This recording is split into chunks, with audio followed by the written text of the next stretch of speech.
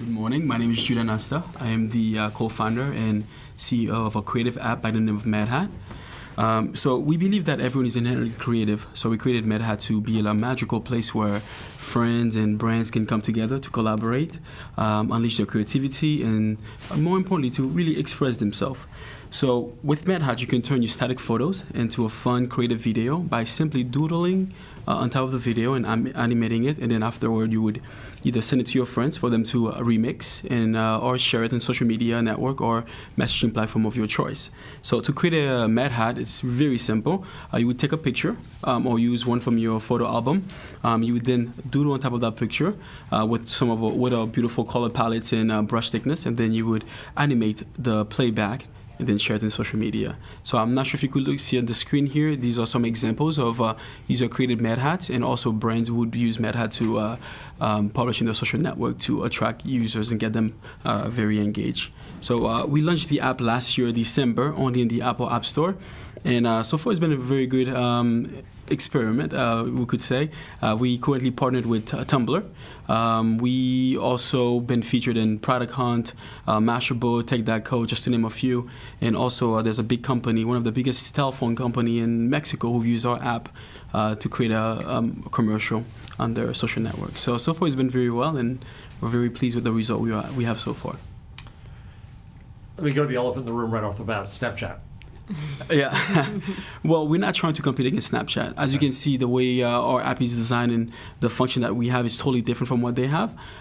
We do see it as potentially be a complementary app that would go along with Snapchat, but we are not trying to compete against them whatsoever. I think a distinction there, that was my question as well, is who would that Mexican telco hire if it wasn't you? Right? And so what you have is different than what Snapchat is, but why someone uses Snapchat could very well be the same why that would keep them from switching to your product. Right. Are there other kind of products in market that you see as playing in a similar space? Right now, no, not really. So we are trying to get into the we're not trying to create a platform, like a really big platform like Snapchat or Facebook. We're trying to create a creative tool. And our target users are Generation Z. They are kids born from 1995 till now. They use multiple creative apps on their phone. I mean, they have Snapchat, they have all these awesome apps, but they also have creative tools such as MadHat.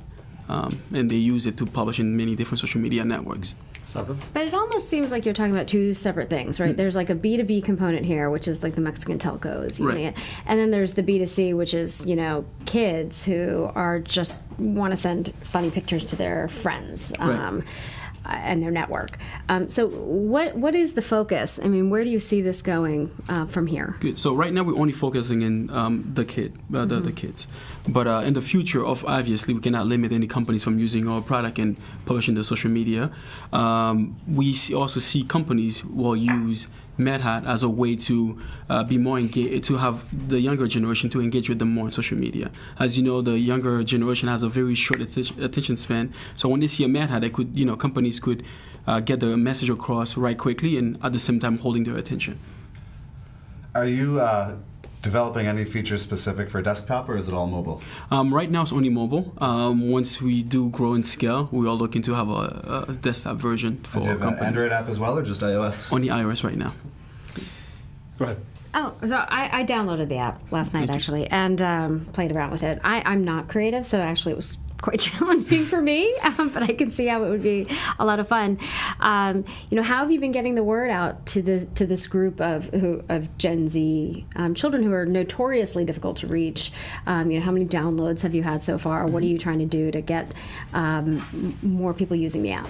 Very beautiful question. So far we have close to 30,000 downloads, and we've pretty much been growth hacking everything and without spending a dime.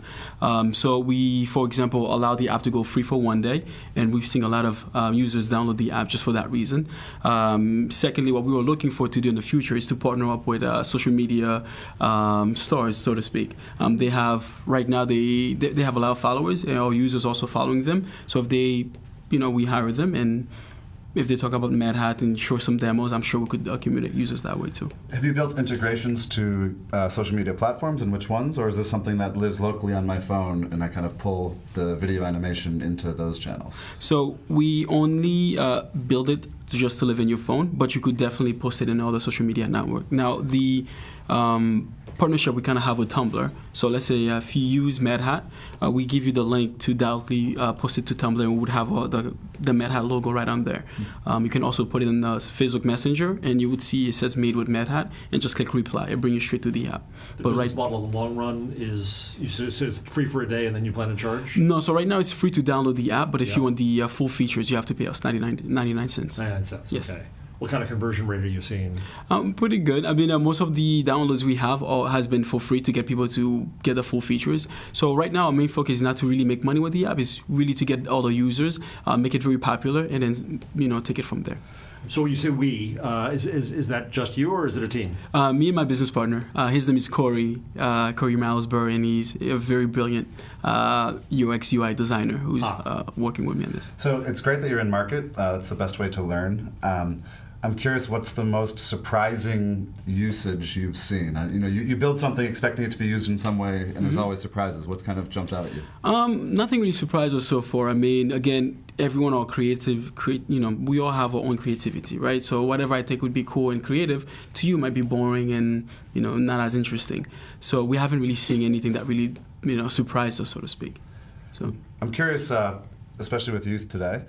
Sometimes trolling or bullying can be, and we see on Twitter right now, they're having problems with acquisition because of this. In this platform where people can create messages that are both positive and playful, but also potentially negative. Is that on your radar in terms of community management? Not yet, because we haven't really have a big community yet. So once that, once we cross that pass, then we would have to kind of think and pivot in a little bit and make sure that we're taking care of that issue. What brought you to this? What were you doing before? So I've been an entrepreneur since I was 15 years old. Built multiple different companies in the past. Currently working also in finance. And my business partner, he is a UI designer for multiple companies too. We were trying to create actually an app that would prevent people from taking screenshot of your text messages, and we kind of pivot into MadHat.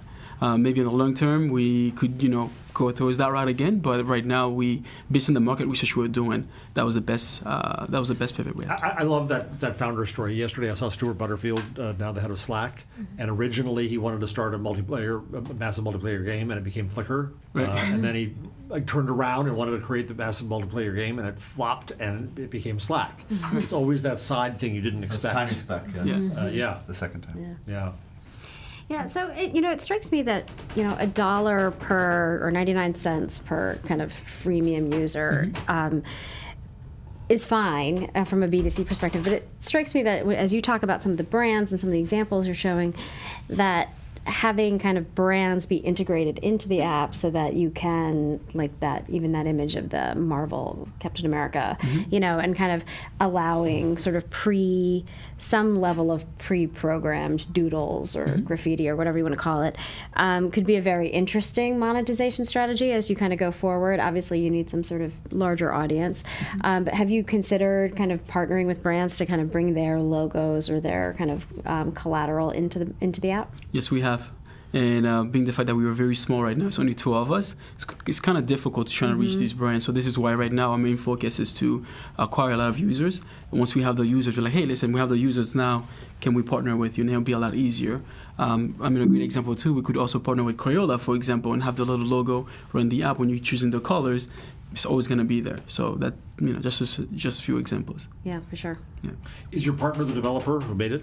That's a beautiful question too. He is not a developer, neither am I. Okay. He focused on the product and the design, and I focus on the business and the legal side of the business. We were very fortunate. We had a somewhat venture company who kind of invested in us by helping creating the app, and now we are developing the other portion of it with a team in Argentina. How hard? I'm always curious about this because I find this to be a chronic problem for my students starting businesses. How hard is it to find a developer? It's pretty hard, but again, we are very fortunate because we network like crazy, and the team we have in Argentina is a team I've known for a while now, and they are very smart, and it's nearshore, I like to call them, because they're right around the corner, and for us it was very easy, but for some people it could be difficult if you're not working or not looking in the right platform to find the developers. So what do you need now? Well, we're trying to get more users, and once we acquire the amount of users we are satisfied with, then the next step is to raise a round of funding to grow and scale and build a team. How much funding do you think? A seed funding of $500,000 would be awesome. And that would buy what? Well, we will focus more on development. So right now, me and my business partner, we're still working full time actually. And we're doing this late at night. We're not sleeping, as you can tell with the beautiful bags under my eyes. Well, that's because of the World Series. That's true. So then it will be for us to create a team, bring everything in-house, and also focus in marketing and growth. Any other questions or advice? No, it's competing for children's attention is difficult, so good luck. Thank you very much. For sure. Definitely need it. Great. Jude, thank you very much. Thank you. Appreciate it. Thank you.